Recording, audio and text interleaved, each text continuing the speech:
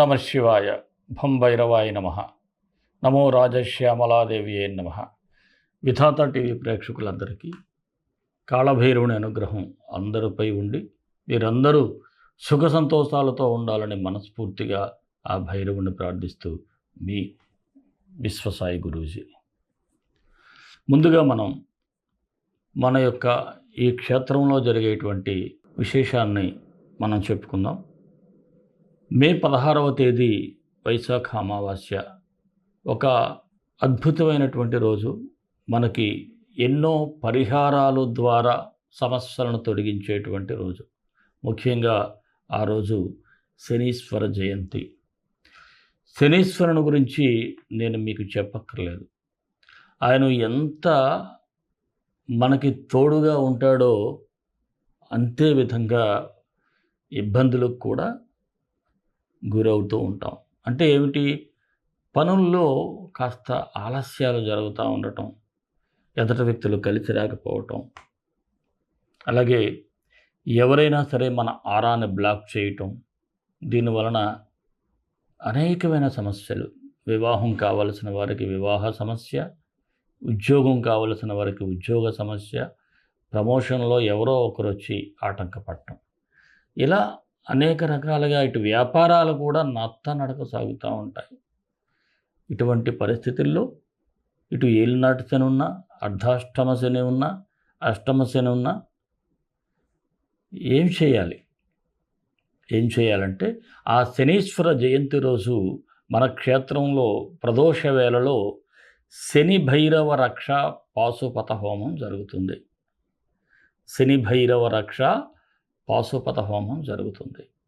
ఆ హోమంలో మీరందరూ పరోక్షంగా పాల్గొన్నట్లయితే తప్పకుండా మీ ప్రతి సమస్యకు ఒక పరిష్కారం అనేది లభిస్తుంది. ఈ హోమంలో పాల్గొన్న వారికి మీ గోత్రనామాలు అందించబడతాయి. అలాగే ప్రసాదం కూడా మీకు పోస్టల్ ద్వారా అందుతుంది. మరొక విషయం ఏమిటి అంటే శని సేవను కోరుతారు. అందువలన శనీశ్వరుని యొక్క జయంతి రోజు మనం ఎంత సేవ చేస్తే, అంటే ఏమిటి, ఆయనకి ఇష్టమైనటువంటి నువ్వులు కలిపినటువంటి నువ్వుల పౌడర్ కానీ ఆ పదార్థాన్ని అనాథలకు కానీ వృద్ధులకు కానీ, అంటే వృద్ధానాథులకు వికలాంగులకు కానీ పెట్టాలి. మన క్షేత్రంలో ఈ ఏర్పాటు చేస్తున్నాం. మన దగ్గరే బిడ్డలు ఉన్నారు, మీ అందరికీ తెలిసిందే.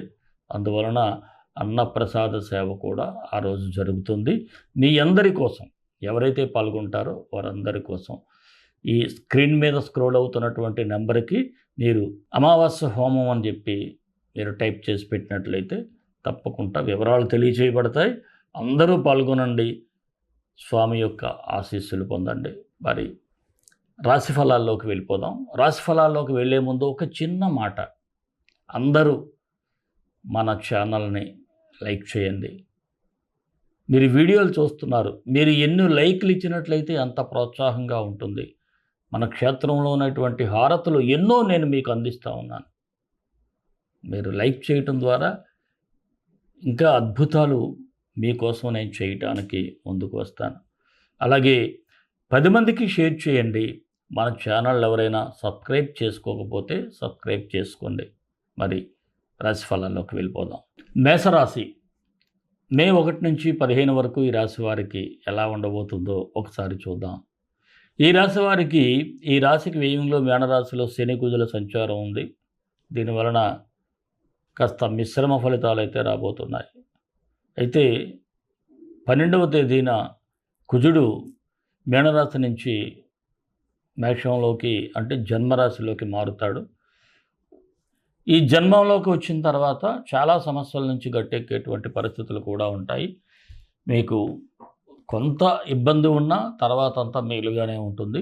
అయితే ఎంత తెలివి, ఎంత ధైర్యం, ఎంత మొండితనం, ఎంత డబ్బు ఖర్చు పెట్టినా కొన్ని పనుల్లో ఆటంకాలు జరగటం కాస్త బాధాకరంగా ఉంటుంది.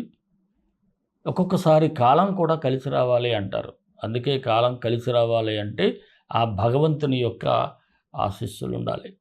ఆ ఆశీస్సుల కోసం ప్రయత్నం చేయాలి. అలాగే మీరు చాలా ఓర్పు సహనంతో ఉండాల్సినటువంటి సమయం ఇది. ఎటువంటి పరిస్థితుల్లో కూడా ఆత్మవిశ్వాసాన్ని కోల్పోకూడదు. ఒక్కొక్కసారి మిమ్మల్ని డీగ్రేడ్ చేసేవాళ్ళు ఉంటారు, మీ మనసును నొప్పించేవారు ఉంటారు. ముందే మీకు ఆత్మాభిమానం ఎక్కువ, ఆత్మాభిమానం మీద దెబ్బ కొట్టేవారు ఉంటారు. అలాంటప్పుడు కూడా చలించుకుంటూ ఉండాల్సినటువంటి పరిస్థితులు అయితే ఉంటాయి. అలాగే ఆర్థిక పరంగా చూసినట్లయితే ఖర్చులను నియంత్రించలేని పరిస్థితుల్లో మీరు ఉంటారు. ఏ రూపంలోనైనా కావచ్చు, ఖర్చులు మాత్రం చాలా చాలా ఉంటాయి. అలాగే కొన్ని ముఖ్యమైన విషయాల్లో మీరు మొహమాటానికో లేకపోతే నేనెందుకు అడగాలనేటువంటి ఆ ఇగోకో పోయినట్లయితే ఇబ్బందులు పడతారు. కాకుండా మీ ఆత్మీయులతో కొన్ని విషయాలను చర్చించడం ద్వారా కొన్ని సజెషన్స్ అయినా వస్తాయి. అది మాత్రం చాలా ముఖ్యమైనటువంటి విషయం. అలాగే కొంతమంది మాట విని కూడా మోసపోతారు. మీరు ఇక్కడ కూడా గమనించాలి. ఎవరైనా మీకు సలహా ఇచ్చినా దాన్ని మళ్ళీ రివ్యూ చేసుకోండి. అంతే తప్ప రివ్యూ చేయకుండా ఎవరిని పడితే వాళ్ళని సలహా అడగకుండా మీరు మాత్రం ఇలాంటి పొరపాట్లు అయితే చేయకండి.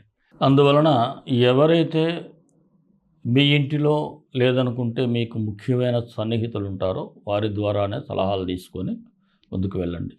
అలాగే ఏదైనా ఒక పని లేదనుకుంటే ఏదైనా ఒక విషయం మీరు కళ్ళతో చూడండి, లేదనుకుంటే మీరు ప్రాక్టికల్గా ఎక్స్పీరియన్స్ చేస్తే కానీ మీరు దాన్ని నిజమని నిర్ధారించుకోవద్దు. చెప్పుడు మాటలు విని కూడా మీరు చెడిపోయేటువంటి ప్రమాదం కూడా కనిపిస్తూ ఉంది. అలాగే ఏదైనా ఒక డబ్బు మీ చేతికి అందిందనుకోండి, వెంటనే ఏదైనా రుణం తీర్చండి. దాన్ని బీరువాలో పెట్టి ఏం చేద్దామని ఆలోచిస్తే ఈలోగా దానికి రెక్కలు వచ్చి మరో రూపంలో వెళ్ళిపోతూ ఉంటాయి. అలాగే మంగళవారం రోజునే అప్పు తీర్చడానికి కూడా ప్రయత్నం చేయండి. తొందరగా మిగతా అప్పు కూడా తీరిపోతూ ఉంది. ఇక స్థిరాస్తులను కాపాడుకోవడానికి తగిన ప్రణాళిక కూడా మీరు సిద్ధం చేసుకుంటారు. అలాగే మీ సహోదర వర్గంతో కూడా మీకు ఏదైనా వివాదాలు ఉన్నట్లయితే వాటిని పరిష్కరించుకునే ప్రయత్నం కూడా చేయండి. అలాగే మధ్యవర్తిత్వం ఎవరికి చేయటం అంత మంచిదైతే కాదు. ఎవరి మ్యాటర్స్లో కూడా మీరు అనవసరంగా మీరు తలదూర్చి ఇబ్బందులు అయితే కొని తెచ్చుకోవద్దు. చివరికి మీరు నిందల పాలయ్యేటువంటి పరిస్థితి అయితే ఉంది. ఇక కోర్టు సంబంధించినటువంటి వ్యవహారాలు కూడా కొంతవరకు సానుకూలంగా ఉండే పరిస్థితి అయితే ఉంటుంది. గృహ నిర్మాణ ప్రయత్నాలు కొన్ని ఆటంకాలు ఎదురు అయ్యేటువంటి సూచనలు అయితే ఉన్నాయి. ఎవరైనా గృహ నిర్మాణ ప్రయత్నాలు చేసేవారికి చిన్నపాటి ఆటంకాలు అయితే ఎదురవుతూ ఉంటాయి. విదేశీ ప్రయత్నాలు చేసేవారికి కొంత అనుకూల వాతావరణం ఉంది. వీసా పాస్పోర్ట్స్ వచ్చే అవకాశాలు ఉన్నాయి. వాహనాలు నడిపేటప్పుడు మాత్రం చాలా జాగ్రత్తగా ఉండాలి. ఎందుకంటే మనం ఎంత జాగ్రత్తగా వెళ్ళినా ఎదటవారు జాగ్రత్తగా ఉండాల్సినటువంటి పని లేదు.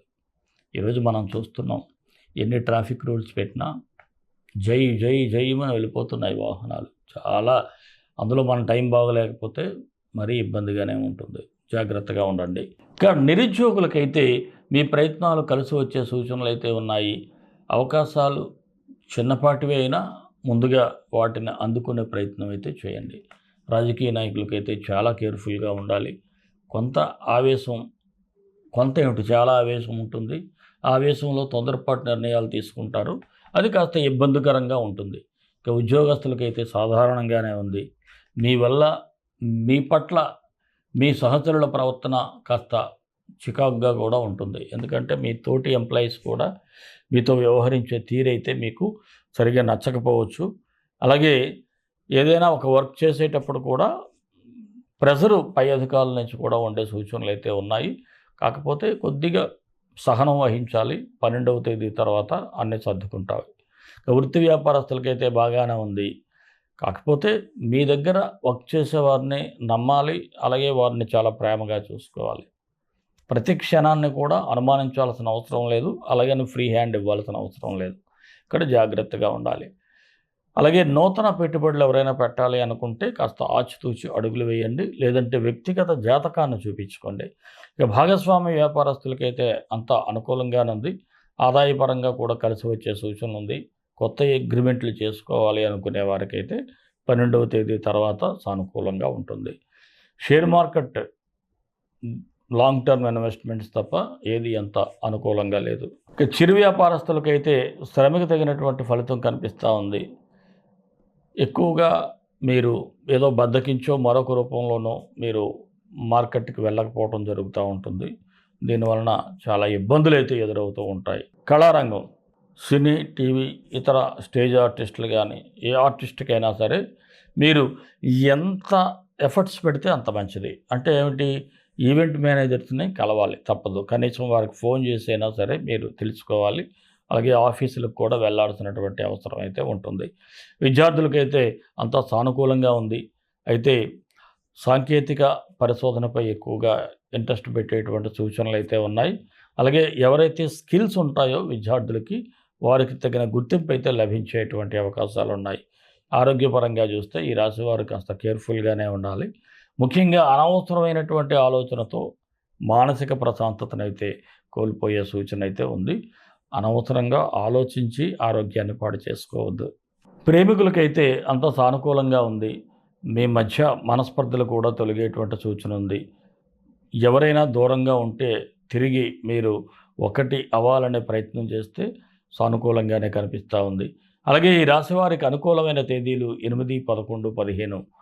కాస్త నిదానంగా వ్యవహరించాల్సిన తేదీలు 2, 9, 14. మేషరాశి వారికి మరిన్ని మంచి ఫలితాల కోసం విశ్వగురు సక్సెస్ మంత్రాలు పఠించండి, విజయాలు సాధించండి. ఈ రాశి వారికి ముఖ్యంగా రాస్యాధిపతి అయినటువంటి కుజునికి కుజగాయత్రి మంత్రం. తత్పురుషాయ విద్మహే శిఖధ్వజాయ ధీమహి తన్నో స్కంద ప్రచోదయాత్. ఈ మంత్రం డిస్క్రిప్షన్లో ఇస్తాను. తప్పకుండా మీరు మంత్రాన్ని ప్రతినిత్యం కూడా 18 సార్లు ఉదయం సాయంత్రం పఠించండి. అలాగే మీకు ఈ రాశి వారికి ఏలినాటి శని కూడా ప్రారంభంలో ఉంది కాబట్టి శనీశ్వరుని యొక్క జయంతి రోజు మీరు తప్పకుండా పరోక్షంగా మన యొక్క ఈ కార్యక్రమంలో మీరు పాల్గొన్నట్లయితే అంత శుభమే జరుగుతుంది. మరి మన ఇష్టదైవం కాళభైరవుడు, కాళభైరవ గాయత్రి. కాళకాళాయ విద్మహే కాళాతీతాయ ధీమహి తన్నో కాళభైరవ ప్రచోదయాత్. సర్వే జనా సుఖినో భవంతు, లోకా సమస్తా సుఖినో భవంతు. దేశం కోసం, ధర్మం కోసం, భారతీయ సంస్కృతి విలువల కోసం పాటుపడదాం. స్వస్తి.